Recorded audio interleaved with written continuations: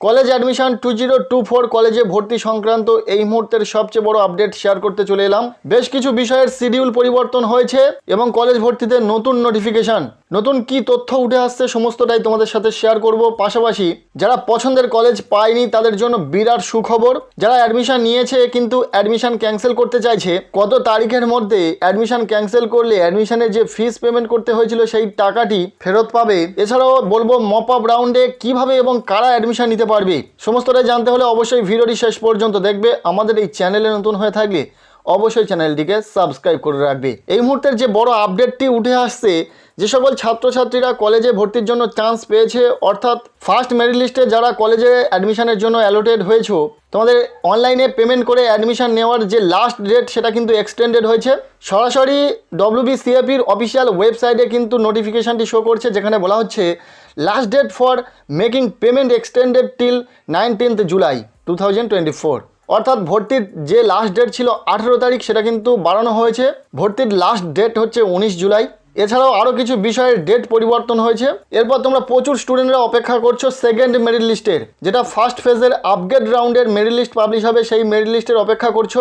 সেটারও সময়সূচি পরিবর্তন হয়েছে।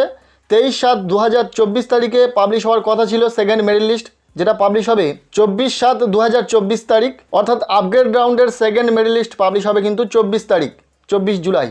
এবং আপগ্রেড রাউন্ডে যাদের নাম অ্যালোটেড হবে তাদের ভর্তি হওয়ার সময় হচ্ছে 24/7/2024 তারিখ থেকে 28/7/2024 তারিখ পর্যন্ত। সেকেন্ড মেরিট লিস্টে যাদের নাম আসবে এই সময়ের মধ্যে তাদেরকে কিন্তু অ্যাডমিশন নিয়ে নিতে হবে। এরপর আরও একটি ইম্পর্টেন্ট বিষয় এখানে অ্যাড করা হয়েছে, যেখানে বলা হচ্ছে date of issuance of final provisional admission letter to the provisionally admitted students.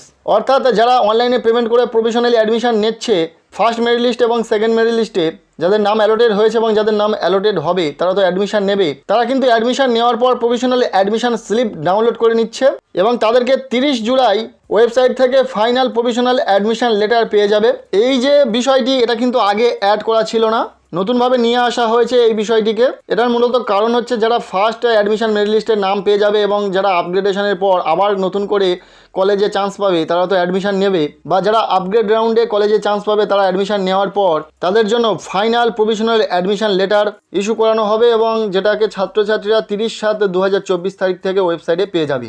এরপর ওটাকে ডাউনলোড করে প্রিন্ট আউট করে রাখতে হবে এবং কলেজে ফিজিক্যাল ভেরিফিকেশনের সময় অন্যান্য ডকুমেন্টসের সাথে ওই ফাইনাল প্রভিশনাল অ্যাডমিশন লেটারটিকেও তোমাদেরকে নিয়ে যেতে হবে। এবং কলেজে ফিজিক্যাল ভেরিফিকেশান 30/7/2024 তারিখ থেকে 6/8/2024 তারিখ পর্যন্ত এই টাইমের মধ্যে হওয়ার কথা ছিল, কিন্তু সেটারও শিডিউল পরিবর্তন হয়েছে। 31/7/2024 তারিখ থেকে 6/8/2024 তারিখের মধ্যে তোমার কলেজে ফিজিক্যাল ভেরিফিকেশান হয়ে যাবে, তবে নির্দিষ্ট দিন বা সময় সেটা কিন্তু ওয়েবসাইট থেকেই জানিয়ে দেওয়া হবে তোমার কলেজে কবে ভেরিফিকেশান হবে। যারা পছন্দের কলেজ পাওনি এবং আপগ্রেডেশন করে অ্যাডমিশন নিয়েছো, তোমাদের আপগ্রেড রাউন্ডে অবশ্যই তোমাদের পছন্দের কলেজ পেতে চলেছো। তার কারণ প্রচুর স্টুডেন্টরা অ্যাডমিশনের জন্য অ্যালোটেড হয়েও তারা কিন্তু অ্যাডমিশন নিচ্ছে না। নামি দামি একটি সংবাদপত্রের প্রতিবেদনে বলা হয়েছে ফার্স্ট ফেজের প্রথম মেরিট লিস্টে 4,22,000 পড়ুয়াকে আসন বরাদ্দ করা হয়েছে, কিন্তু সোমবার পর্যন্ত ভর্তি হয়েছে মাত্র 1,65,000 পড়ুয়া। বাকি স্টুডেন্টরা কিন্তু ভর্তি হয়নি সোমবার পর্যন্ত, এমনটাই রিপোর্ট ছিল। এবং আগামী দিনগুলোতে আরও কিছু স্টুডেন্ট ভর্তি হবে, কিন্তু তাছাড়াও প্রচুর স্টুডেন্টরা পছন্দের কলেজ পায়নি বলে কিন্তু তারা কিন্তু অ্যাডমিশন নেয়নি, যেটা কিন্তু অবশ্যই ভুল। কেননা ফার্স্ট ফেজে যাদের নাম অ্যালোটেড হয়েছে অবশ্যই তাদেরকে অ্যাডমিশন নিতে হবে নির্দিষ্ট সময়ের মধ্যে, নতুবা তাদের অ্যাডমিশন কিন্তু ক্যান্সেল হয়ে যাবে ফার্স্ট ফেজে, তারা আর সুযোগ পাবে না। তাই যারা আপগ্রেড রাউন্ড অর্থাৎ সেকেন্ড মেরিট লিস্টের জন্য অপেক্ষা করছো, পছন্দের কলেজ পাওনি বলে তোমরা যারা অটো আপগ্রেডেশন ইউএস করে অ্যাডমিশন নিয়ে নিয়েছো, তোমরা অবশ্যই তোমাদের পছন্দের কলেজ পেয়ে যাবে।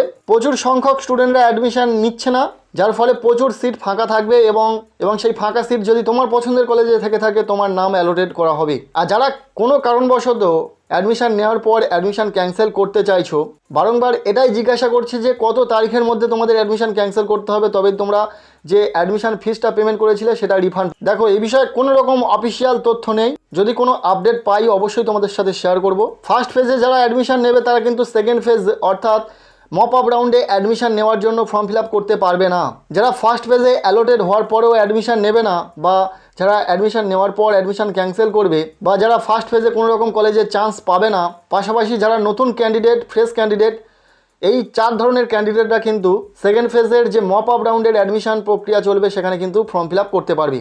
8ই আগস্ট থেকে মপ আপ রাউন্ডের জন্য অ্যাপ্লিকেশন স্টার্ট হবে। সো আজকের এই ভিডিওতে সমস্ত তথ্যই শেয়ার করলাম। কেমন লাগলো ভিডিওটি কমেন্টের মাধ্যমে জানাও। ভিডিওটি ভালো লেগে থাকলে লাইক করো।